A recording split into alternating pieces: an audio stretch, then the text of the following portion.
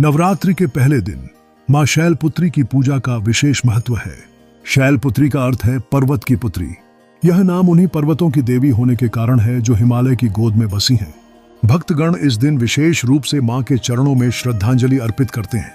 पौराणिक कथाओं के अनुसार मां शैलपुत्री का जन्म पिछले जन्म में सती के रूप में हुआ था, जो प्रजापति दक्ष की पुत्री थीं। सती के पति भगवान शिव का अपमान देखकर वह दुखी हो गईं और अग्नि में अपने शरीर को छोड़ दिया। उनका वह बलिदान और कठिनाइयां इस कहानी का रोमांच साबित करती हैं।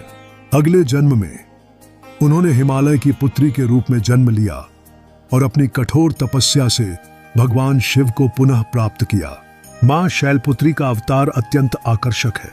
वह एक बैल पर सवार हैं, जिनके एक हाथ में त्रिशूल है और दूसरे में कमल का फूल। त्रिशूल बुराई का नाशक है, जबकि कमल शुद्धता और अध्यात्म की प्रतीक है। यह स्वरूप ध्यान और भक्ति में प्रगाढ़ता लाता है, जिससे भक्तगण उन्हें अपनी सामर्थ्य और दिव्यता का स्रोत मानते हैं।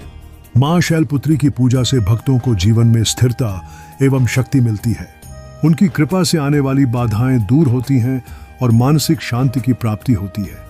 समाज में मां शैलपुत्री का महत्व इसलिए भी है क्योंकि वह हमें प्रेरित करती हैं कि हम अपने लक्ष्यों की ओर दृढ़ता से बढ़ें। पूजा विधि में भक्तगण फल, फूल और अन्य वस्त्रों के साथ उनका आह्वान करते हैं।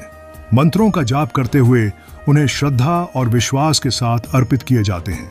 इस दिन भक्तजन अनेक धार्मिक अनुष्ठान करते हैं, जो इस विशेष पर्व का उत्सव और भी भव्य बनाते हैं। इस प्रकार मां शैलपुत्री की पूजा न केवल आध्यात्मिक रूप से महत्वपूर्ण है, बल्कि यह हमें जीवन के संघर्षों में साहस और आध्यात्मिक ऊर्जा जोड़ने का कार्य करती है।